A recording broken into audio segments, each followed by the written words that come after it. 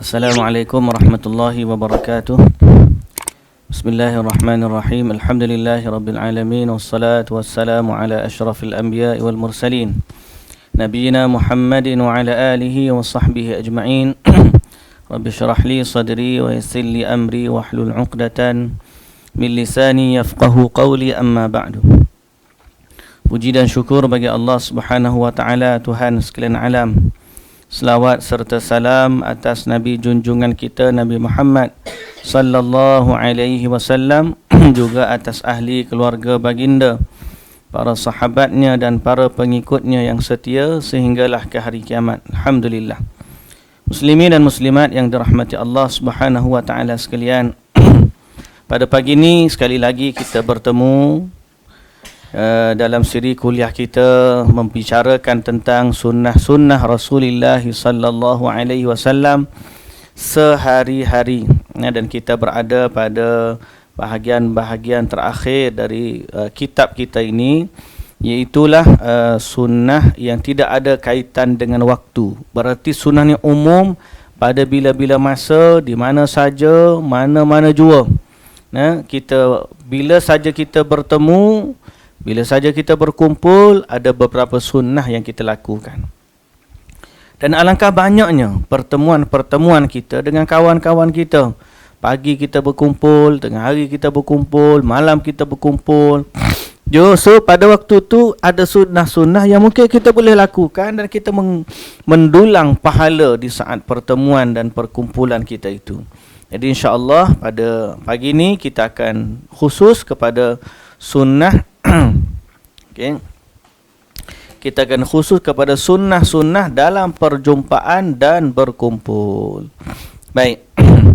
Sunnah dalam salam. Sunnah-sunnah dalam salam. Disunnahkan untuk mengucapkan salam. Dalil-dalil mengenai kesunnahannya sangat banyak. Di antaranya hadis Abi Hurairah radhiyallahu anhu, Rasulullah sallallahu alaihi wasallam bersabda, "Haqqul muslimi 'alal muslimi sittun."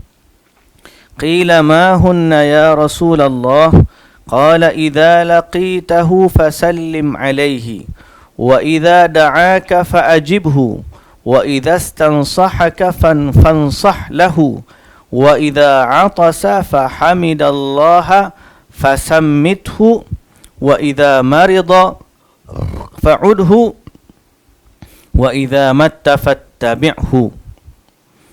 Dari Rasulullah sallallahu alaihi wasallam, baginda bersabda, hak seorang muslim atas muslim lainnya ada 6. Dikatakan, apa saja wahai Rasulullah? Baginda bersabda sallallahu alaihi wasallam, jika kamu bertemu dengannya, iaitu seorang muslim yang lain, maka ucapkanlah salam. Ucapkanlah salam. Ini hak yang pertama. Jika ia mengundangmu, maka datanglah. Ini hak yang kedua, iaitu memenuhi undangan. Memenuhi undangan. Jika dia meminta nasihat, maka nasihatilah. Minta nasihat ni maknanya kalau korang seorang tu nak kawan, anak orang datang meminang anak dia, dia pun tanya kawan tu siapa dia meminang, nasihatikan aku. Dan seumpama dengannya, maka ni nasihat. Bila orang mukmin minta dengan nasihat, nasihatilah dengan baik. Jujur. Jangan kita buat nanya ke kawan kita.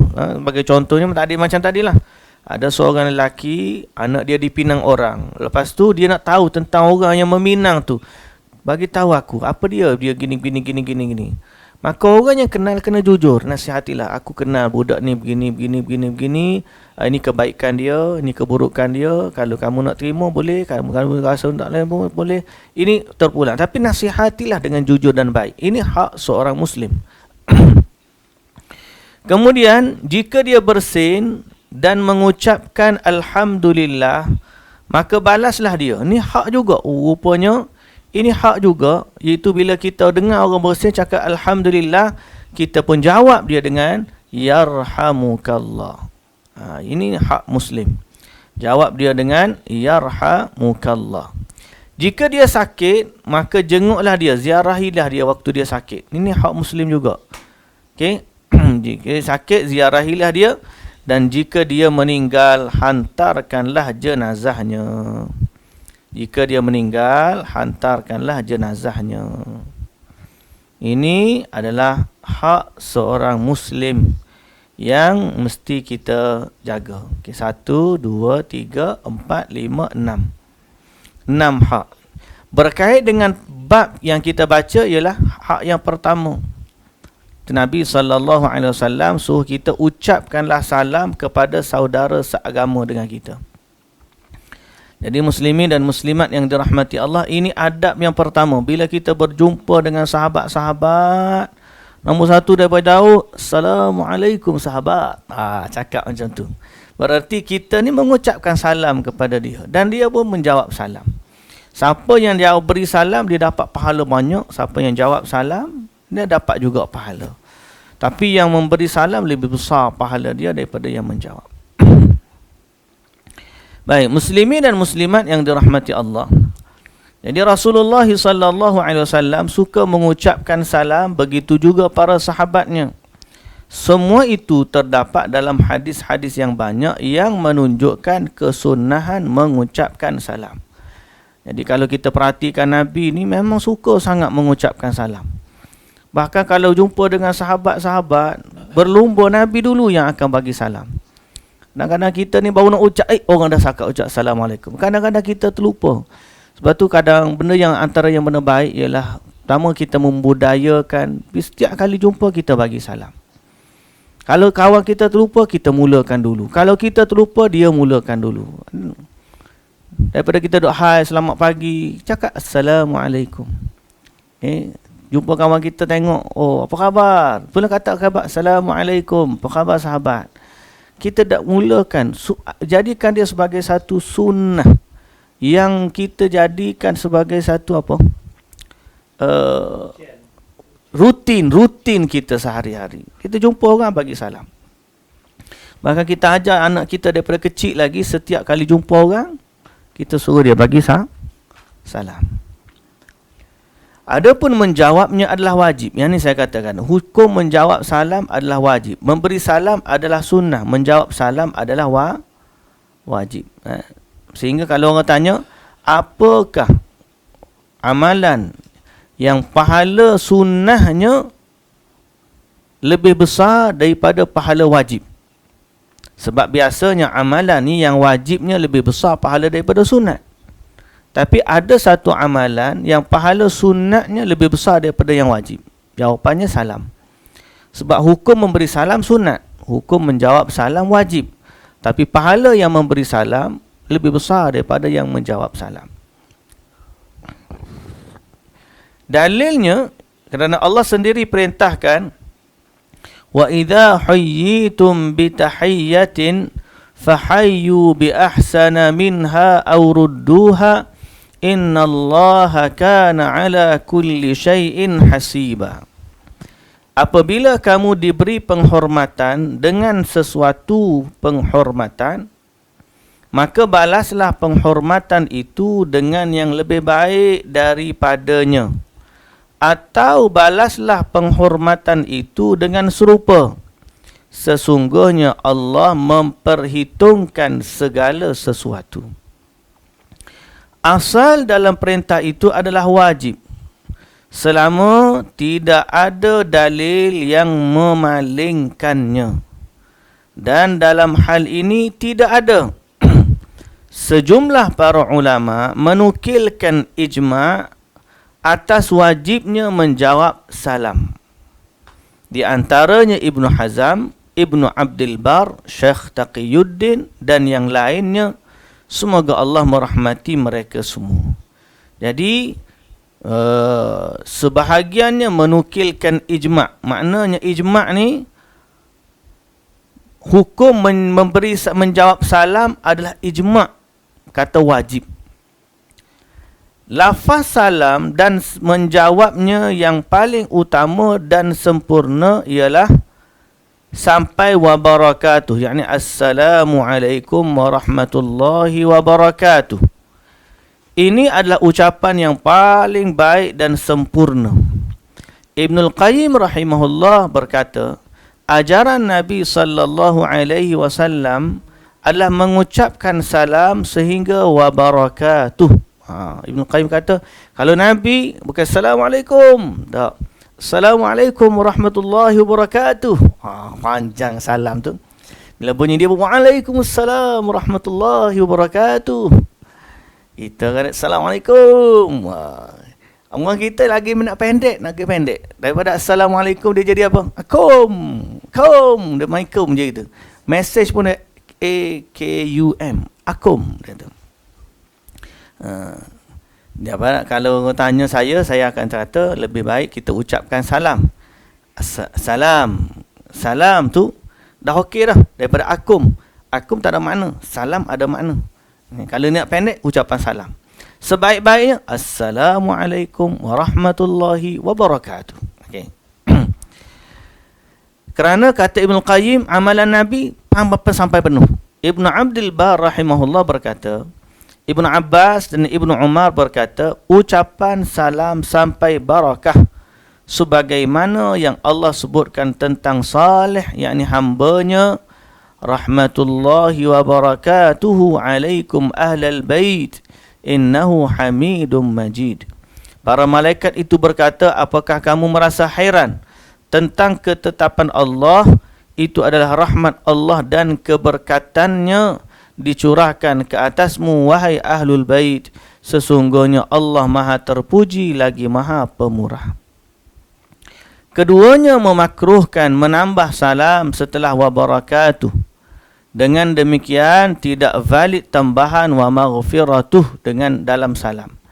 Sebab ada orang kata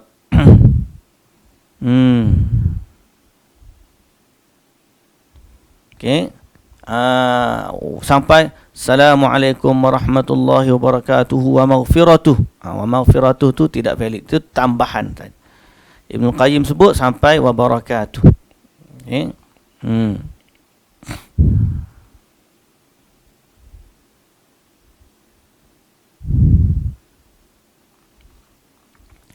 Baik. Ibnul Qayyim rahimahullah berkata, dan Abu Daud meriwayatkan dari hadis Muadz bin Anas radhiyallahu anhu, terdapat tambahan padanya. Kemudian datang seseorang yang lain dan mengucapkan, Assalamualaikum warahmatullahi wabarakatuh wa maghfiratuh. Nabi sallallahu alaihi wasallam bersabda 40. Lalu Abu Daud berkata, beginilah keutamaannya. Dan hadis ini tidak sahih. Dia memiliki 3 kecatatan. Lalu beliau, yakni Abu Daud, Imam Abu Daud menyebutkan kecatatan hadis tersebut. Jadi hadis yang kata wa maghfiratu itu tidak sahih. Menebarkan salam adalah sunnah. Bahkan termasuk sunnah yang dijanjikan padanya keutamaan dan kelebihan yang besar.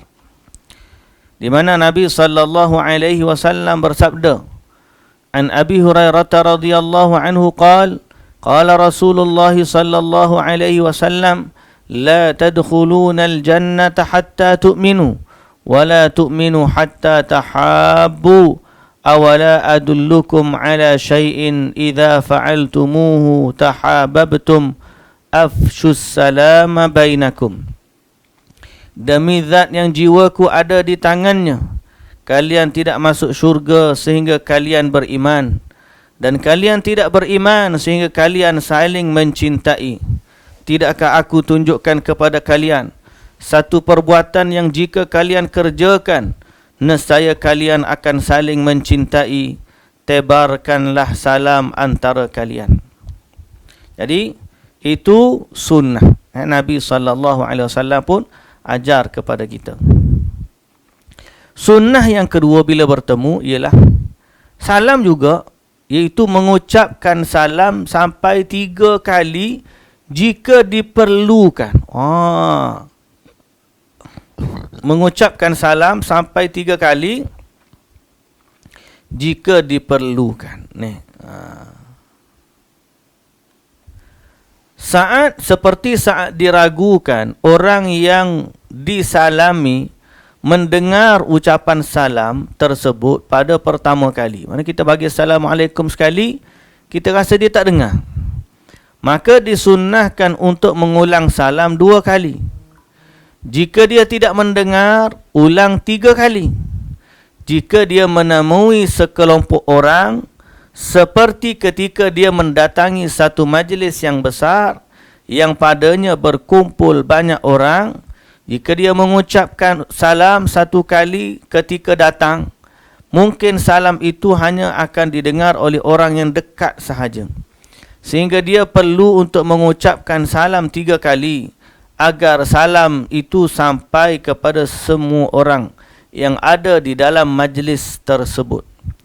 Dalil atas hal ini adalah hadis Anas radhiyallahu anhu. Jika beliau, yakni Nabi sallallahu alaihi wasallam berbicara, beliau mengulanginya 3 kali sehingga dapat difahami.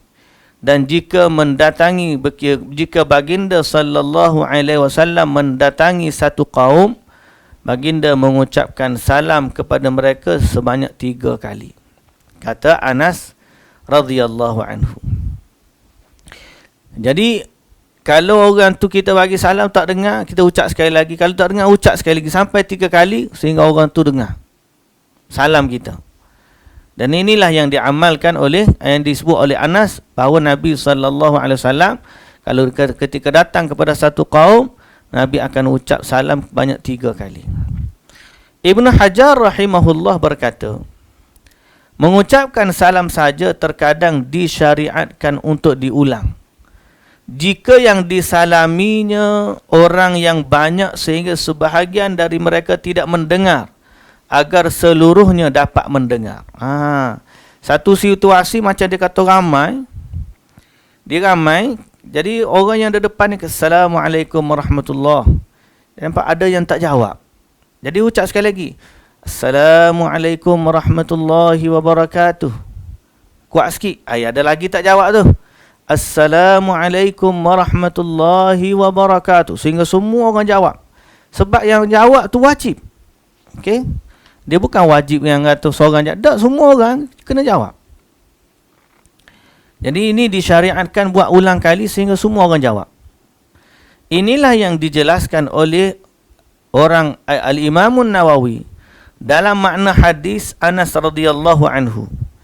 Dan demikian pula jika ia salam dan diperkirakan salam itu tidak terdengar, maka disunnahkan untuk diulang 2 kali sampai 3 kali. Dan hendaknya tidak lebih dari 3 kali. Dari Anas radhiyallahu anhu yang lalu, dari hadis Anas radhiyallahu anhu yang lalu, diambil keterangan tentang sunnahnya mengulang ucapan 3 kali saat diperlukan.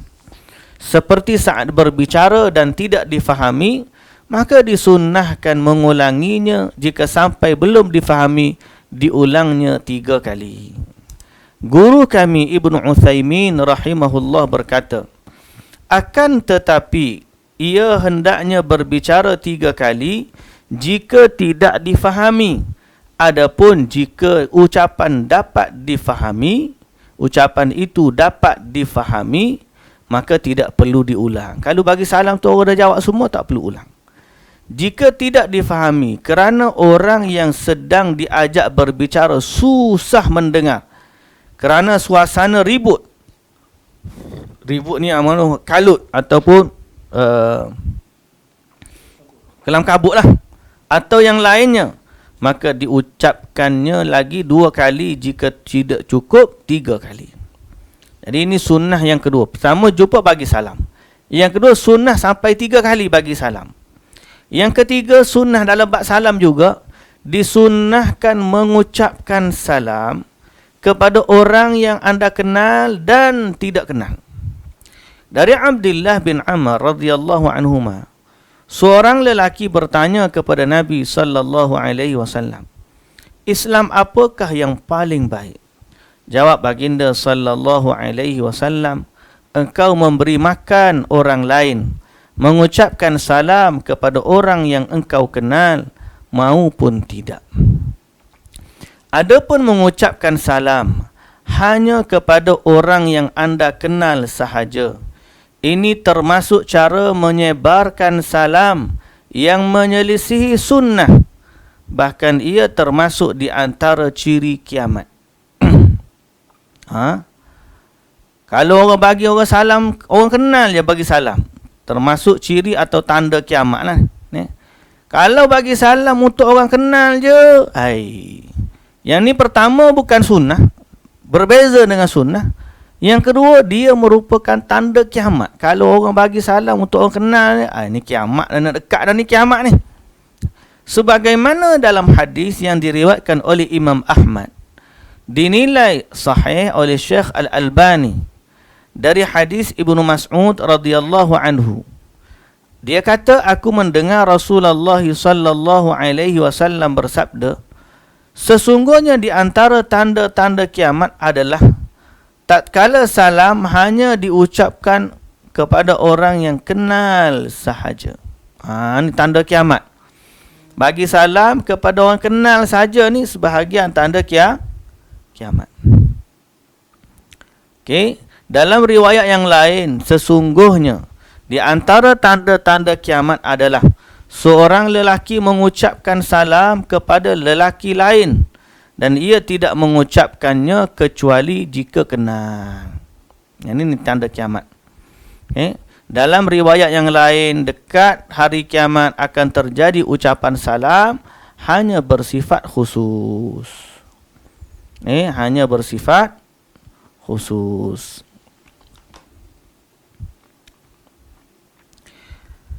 Yang keempat, disunnahkan untuk memulai salam orang yang terdapat dalam sunnah berikut. Disunnahkan untuk memulai salam orang yang terdapat dalam sunnah berikut. Dari Abi Hurairah radhiyallahu anhu, dari Nabi sallallahu alaihi wasallam bersabda. Jadi siapa yang sebenarnya perlu memulakan salam dan dialah yang dianjurkan lebih utama memberi salam? Jawabnya berdasarkan hadis Nabi sallallahu alaihi wasallam. Kata Nabi sallallahu alaihi wasallam, "Usallimur rakibu 'alal mashi." Hendaklah orang yang berkenderaan, ar-rakib ni berkenderaan, dia mengucapkan salam kepada orang yang berjalan. Orang berjalan pula, dialah yang mengucapkan salam kepada orang yang duduk. Orang yang sedikit jumlahnya kepada orang yang banyak. Okey. Jadi ada 3 kategori yang disebut dalam hadis ni saja. Pertama, kalau orang naik kereta, satu orang duduk tempat dia. Kereta atau motor lalu ni orang duduk tepi jalan. Dia pun lalu, siapa yang kena nak bagi salam? Orang yang naik kenderaan, orang mendatang. Ni naik motor. Lalu, Assalamualaikum warahmatullahi wabarakatuh. Dia lalu.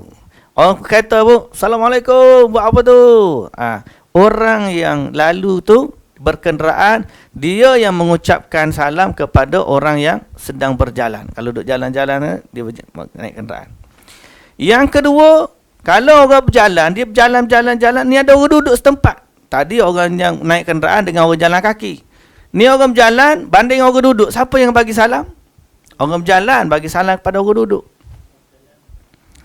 Dan yang ketiga, jumlah sedikit dengan jumlah banyak. Kita 3 orang, orang tu 10 orang. Kita jumpa, Assalamualaikum. Orang sikit bagi kepada orang banyak. Okey? Kelas budak-budak, cikgu yang bagi salam. Assalamualaikum warahmatullahi. Cikgu, kalau cikgu nak bangun, cikgu bangun. Bangun tu, kalau sebenarnya cikgu tengok sebangun semua, Assalamualaikum warahmatullahi wabarakatuh. Murid-murid berjawab, Waalaikumsalam warahmatullahi wabarakatuh, cikgu. Itu betul. Kalau sekolah tu nak ikut sunnah, kena buat macam tu lah. Contohnya, sebab Nabi kata orang sedikit jalan bagi kepada orang banyak. Bahkan kalau dia sudah adab, orang yang masuk kelas lah. Cikgu tu masuk kelas, anak murid kata bangun. Kalau dia suruh bangun, bangun. Cikgu tu, okay, murid-murid, Assalamualaikum warahmatullahi wabarakatuh. Anak murid pun jawab, Waalaikumsalam warahmatullahi wabarakatuh, cikgu. Anak murid duduk. Itu menepati sunnah. Kalau kita kata, cikgu bagi salam anak murid, itu bagus. Lagipun cikgu nak dapat pahala banyak. Mestilah kita nak dapat pahala banyak kan. Dalam riwayat Bukhari, hendaknya yang kecil mengucapkan salam kepada yang tua. Ni debat ni pula. Mungkin sebab dia kata sebab anak murid tu kecil, jadi cikgu tu tua. Cikgu dah debat tu, murid nak bagi hormat kepada cikgu. Boleh juga. Boleh juga. Kalau kita jumpa selisih, tiba-tiba kita ni tengok jumpa orang tua pada kita. Kita yang bagi salam. Orang muda ni bagi salam. Assalamualaikum warahmatullahi wabarakatuh, pakcik. Waalaikumsalam warahmatullahi wabarakatuh. Okay, ni orang yang kecil memberi ucap salam kepada yang tua. Yang berjalan kepada yang duduk dan yang sedikit kepada yang banyak. Hadis di atas tidak bermakna bahawa jika yang memulai salam tidak sesuai dengan apa yang disebutkan, maka menjadi makruh. Maknanya, kalau tiba-tiba berlaku sebaliknya, orang yang masuk tu bagi salam, tak ada masalah. Orang yang berjalan bagi salam kepada orang kenderaan, tak ada masalah. Orang duduk bagi salam pada orang yang berjalan, lalu Assalamualaikum, orang lalu tu. Contoh, tidak menjadi kesalahan. Tidak menjadi apa-apa seperti orang tua mengucap salam. Salam kat muda yang berjalan kepada berkenderaan dan seterusnya. Jika kedua pihak sama dalam statusnya, seperti yang berkenderaan dengan berkenderaan, tiba-tiba selisih kereta dengan kereta, motor dengan motor, siapa yang seharusnya memulai salam? Atau sekelompok orang dengan sekelompok orang yang sama jumlahnya? Keduanya seimbang, yang terbaik adalah yang memulai salam. Jadi manakala terbaik, berlumba-lumba bagi salam. Siapa yang nak dapat fadilat? Dia. Berdasarkan hadis Abu Ayyub Al-Ansari radhiyallahu anhu, Rasulullah sallallahu alaihi wasallam bersabda, tidak halal bagi seorang muslim memboikot saudaranya lebih dari 3 malam. Keduanya bertemu dan masing-masing saling membuang muka. Tak boleh, tidak halal. Allah tak bagi, Nabi tak benar. Okay? Nabi tak ajar. Nabi kata tidak halal seorang muslim boikot saudaranya lebih dari 3 malam. Keduanya bertemu dan masing-masing saling membuang muka.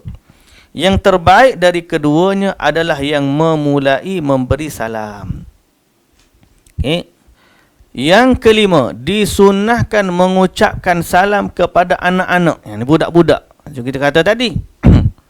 Berdasarkan hadis Anas bin Malik radhiyallahu anhu, dia berjalan bersama Rasulullah sallallahu alaihi wasallam, lalu beliau melewati anak-anak dan mengucapkan salam kepada mereka. Kalau jumpa budak-budak kecil, kita tegur dia, buat apa ni adik? Jangan sebelum kata buat apa tu adik, kita cakap Assalamualaikum adik, buat apa tu? Kita cakap macam tu. Itu sunnah, kerana kata Anas bin Malik radhiyallahu anhu, Nabi ni kalau dia jalan jumpa budak-budak, Nabi akan bagi salam kepada budak-budak tu. Assalamualaikum, adik-adik tu buat apa? Contoh kita kata, mancing ke tu? Kita tanya dia, kita bagi salam. Salam kepada anak-anak menunjukkan sikap tawadhu', membiasakan anak-anak dengan syiar Islam ini dan menghidupkannya dalam jiwa mereka. Sunnah salam yang keenam. Sunnah salam yang keenam ialah disunnahkan untuk mengucapkan salam ketika masuk rumah. Ini termasuk dalam keumuman salam, iaitu setelah bersiwak. Kerana bersiwak saat masuk rumah adalah sunnah. Keadaan ini termasuk dalam keadaan yang ditekankan sunnah bersiwak.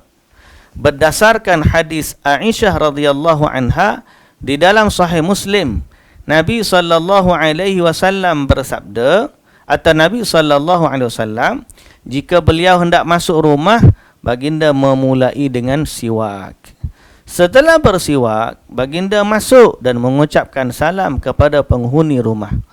Sehingga sebahagian para ulama mengatakan disunnahkan untuk mengucapkan salam tatkala anda masuk rumah mana saja walaupun tidak ada penghuni. Jadi masuk rumah ni, sebahagian kata rumah tak ada orang pun disunnahkan bagi salam.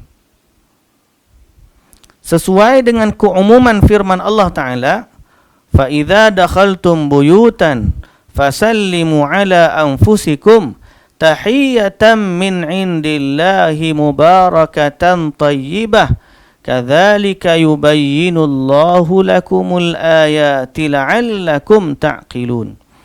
Maka apabila kamu memasuki suatu rumah dari rumah ini, hendaklah kamu memberi salam kepada penghuninya, yang berarti memberi salam kepada dirimu sendiri. Salam yang ditetapkan dari sisi Allah yang diberi berkat lagi baik. Demikianlah Allah menjelaskan ayat-ayatnya bagi kamu agar kamu memahaminya. Ibnu Hajar rahimahullah berkata, masuk dalam keumuman menebarkan salam kepada diri sendiri bagi orang yang memasuki suatu tempat yang tidak ada penghuni. Jadi dia masuk tempat, dia kata Assalamualaikum warahmatullahi wabarakatuh, atau Assalamu alaina wa ala ibadillahi salihin. Okey, berdasarkan firman Allah yang artinya, maka apabila kamu masuki satu rumah dari rumah-rumah ini, hendaklah kamu memberi salam kepada penghuninya, ya, yang berarti memberi salam kepada dirimu sendiri. Disunnahkan untuk mengucapkan salam kepada penghuni rumah yang akan dimasukinya. Berdasarkan firman Allah Ta'ala, Ya ayyuhalladzina amanu la tadkhulu buyutan ghaira buyutikum hatta tasta'nisu wa tusallimu ala ahliha dzalikum khairul lakum la'allakum tadhakkarun. Hai orang-orang yang beriman, janganlah kamu memasuki rumah yang bukan rumahmu sebelum meminta izin dan memberi salam kepada penghuninya. Yang demikian itu lebih baik bagimu agar kamu selalu ingat. Faedah. Dari keterangan yang lalu, maka disunatkan saat memasuki rumah 3 perkara. Okey, selain daripada salam, ada lagi sunnah masuk rumah. Yang pertama, menyebut nama Allah, baca bismillah. Khususnya pada malam hari. Kalau baca penuh doa tu, bismillahi walajna wa bismillahi kharajna wa ala rabbina tawakkalna. Okay. Hal ini berdasarkan hadis Jabir bin Abdullah radhiyallahu anhu. Dia mendengar Nabi SAW bersabda, jika seseorang masuk rumahnya menyebut nama Allah saat masuk dan saat makan, maka syaitan berkata, tidak ada tempat menginap dan tidak ada makan malam untuk kalian. Jika dia masuk, tuan rumah tu masuk, tidak sebut nama Allah, tak baca bismillah, okay, syaitan berkata, kalian mendapat tempat untuk menginap. Dan jika dia tidak menyebut nama Allah ketika makan, syaitan akan berkata, kalian mendapat tempat menginap dan juga makan malam. Jadi sunnah masuk rumah mula-mula baca bismillah. Okey. Sunnah yang kedua, bila masuk rumah bersiwak, bersugi. Nak masuk rumah tu bersugi. Yang ketiga, nak masuk rumah, ucapkanlah salam kepada penghuni rumah. Okay, sugi ni berat sikit lah kadang-kadang. Bulu gigi duduk dalam tandah, bila air, masuk tandah dulu. Dia sebab memang bila kita masuk rumah, sunnahnya untuk bersugi. Bila orang rumah kita sambut pun okey jugalah, okey sikit kan. Yang ketiga, mengucapkan salam kepada penghuni rumah. Jadi ingat 3 perkara. Baca bismillah, ucap salam, bersiwak. Ataupun baca bismillah, siwak, ucap salam. Mana-mana dulu pun tak apa. Kalau kita kata nak masuk rumah, baca bismillah dulu, bagi salam, lepas buka pintu, masuk rumah, masuk tandas, siwak. Boleh. Ataupun kita ada siwak kat itu, bagi salam, baca bismillah, bersiwak, bagi salam. Boleh juga. Okay. 3 tu tak ada masalah. Yang penting bismillah ketika masuk tu bersatu. Yang ketujuh, Disunnahkan merendahkan suara ketika mengucapkan salam jika mendatangi sekelompok orang dan di antara mereka ada yang sedang tidur. Oh, sunat juga tengok Islam ni indahnya. Kalau kita sampai ada orang tidur, kita kata Assalamualaikum. Assalamualaikum warahmatullahi. Kita kat selalu. Ya, pasal orang tidur. Demikian Nabi SAW melakukannya. Okey.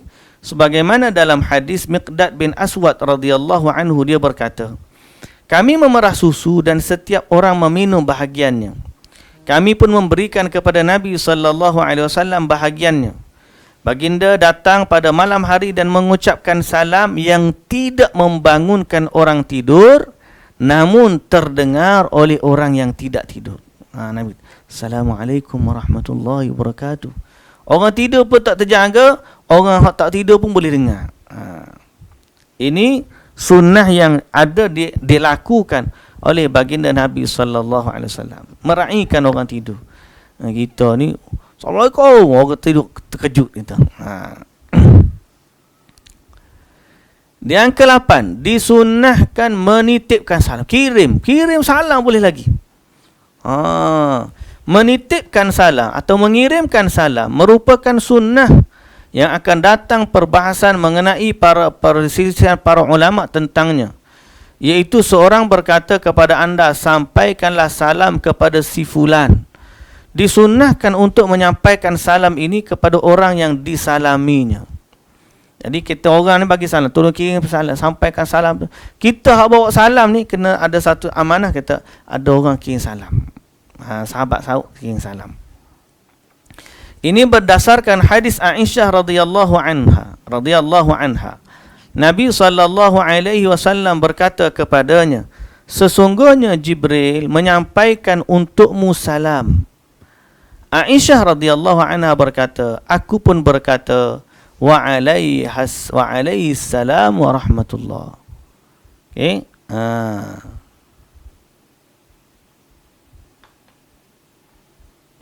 Dalam hadis ini terdapat dalil menyampaikan salam kepada orang yang disalami, sebagaimana Nabi SAW menyampaikan salam Jibril kepada Aisyah.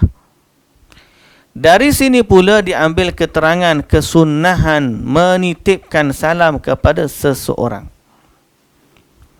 Kita pergi lagi lanjut. Hukum mengirim salam yang diperselisihkan oleh para ulama. Jika seorang diminta untuk menyampaikan salam kepada seseorang seperti berkata, sampaikan salamku kepada fulan, apakah wajib baginya menyampaikan salam tersebut? Contoh dia. Sebab salam ni kalau kita tak sampaikan, dah sampai dah kepada orang tu. Kalau kita kata semoga Allah salam memberikan sejahteraan kepada saudaraku, sebelum orang tu sampai salam kita pergi dulu. Macam Nabi SAW, ada orang kirim salam ke Nabi. Padahal Nabi kata, di bumi ni ada malaikat yang duduk membawa, dia jumpa je selawat salam, dia sampaikan terus kepada Nabi SAW. Jadi kita ni kalau orang bagi salam ke orang lain, kena sampaikan ataupun sampai dia bagi tahu tu ucapan salam dia dah sampai dah. Okay? Jadi ada perbezaan pendapat. Dua pendapat. Ada yang mengatakan wajib, dia serupa dengan amanah dan menyampaikan amanah hukumnya wajib. Pendapat ini dipilih oleh Al-Imam Nawawi rahimahullah. Ada juga yang mengatakan hukumnya sunnah kerana dia serupa dengan titipan. Dan titipan tidak wajib bagi seseorang untuk menanggungnya kecuali jika dia siap untuk menerimanya. Ini pendapat Ibnu Hajar. Dia kata tak wajib, sunat je untuk sampaikan salam. Pendapat yang kuat, wallahu ta'ala alam, adalah pendapat yang kedua. Kerana menyampaikan salam pada asalnya pun adalah sunnah, kecuali jika seseorang meminta kepada orang yang disuruh untuk menyampaikan salam itu sebagai amanah, seperti berkata, amanah bersamamu agar kamu menyampaikan rumah kepada si fulan, atau agar kamu menyampaikan salam kepada si fulan. atau ungkapan yang sepertinya yang mengikatnya menjadi sebuah amanah, lalu orang yang disuruhnya itu menerimanya. Sebahagian ulama, di antaranya Ibnu Hajar rahimahullah berkata, disunnahkan untuk menjawab salam kepada orang yang membawa titipan salam tersebut bersama dengan jawapan untuk penyampai salamnya, sehingga orang yang membawa salam, titipan salam itu juga mendapat bahagian dari salam. Maksudnya apa? Sunat untuk kita jawab salam kepada orang yang bagi salam dan orang yang menyampaikan salam. Contohnya, orang tu kata, ustaz, ada seorang tu dia bagi salam, dia kirim salam kat ustaz. So kita jawab, oh dia tu ke fulan. Jadi sekarang ada dua orang. Orang yang kirim salam, orang yang sampaikan salam. Maka sunatnya kita jawab kedua-dua. Dengan jawapannya apa?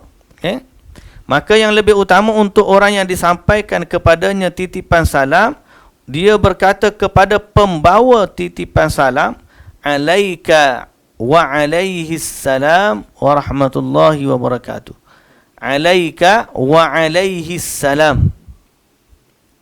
Ke atas kamu dan ke atas dia juga, iaitu salam. Kita jawab dua-dua tu.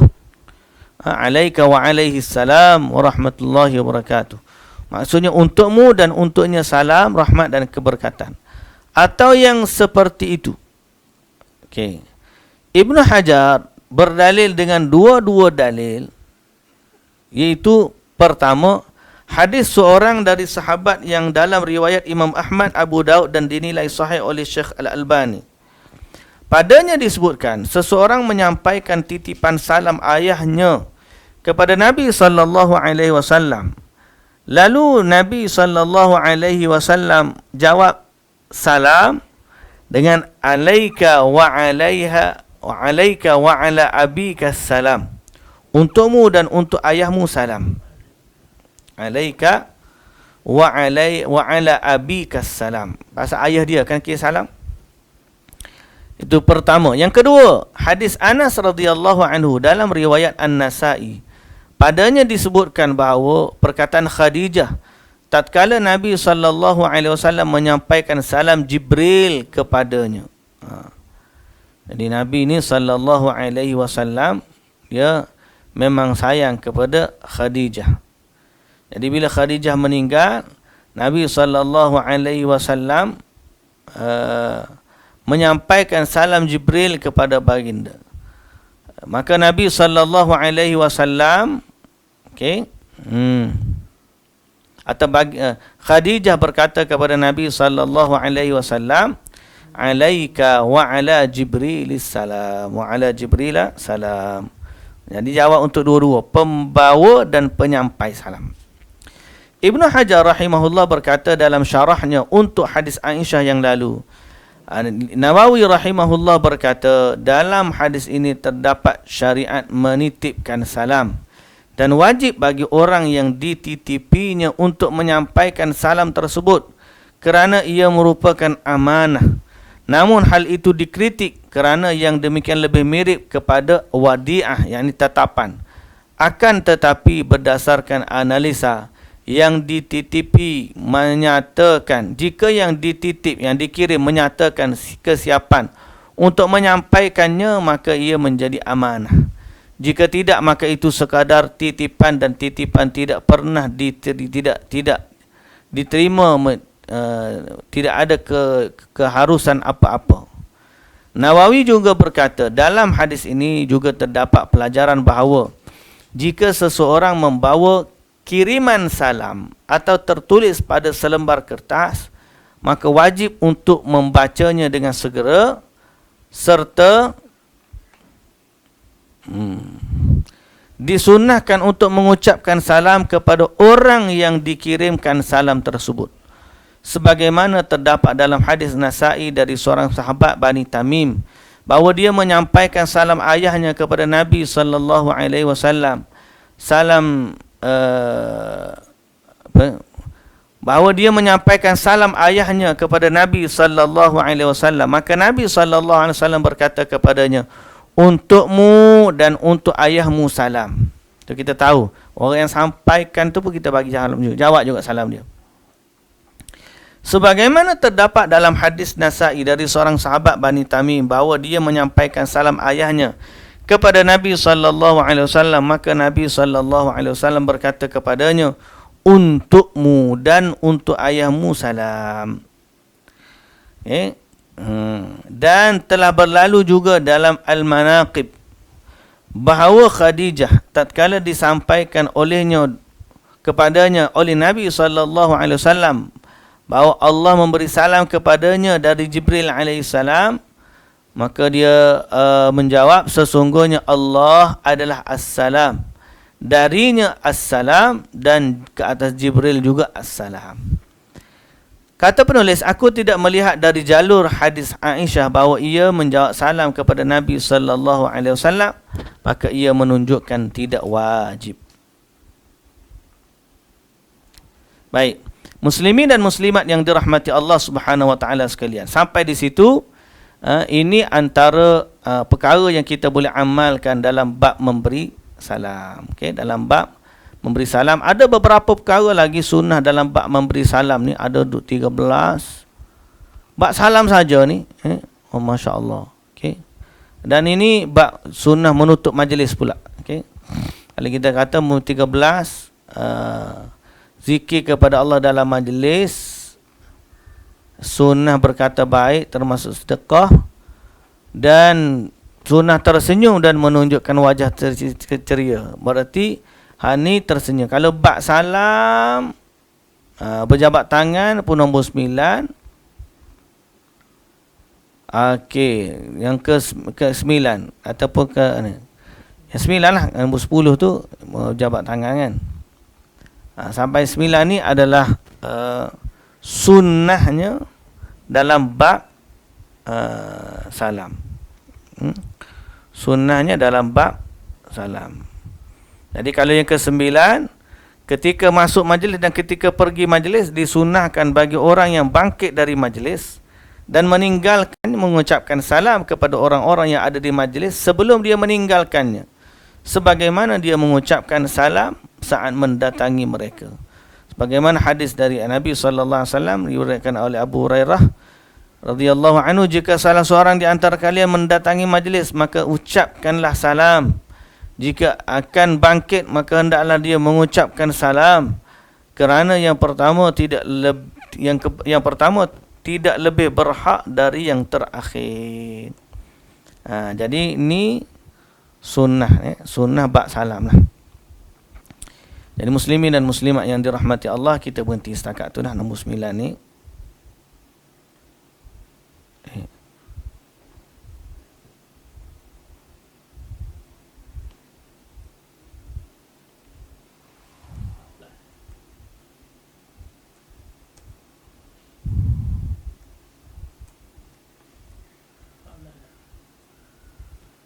Eh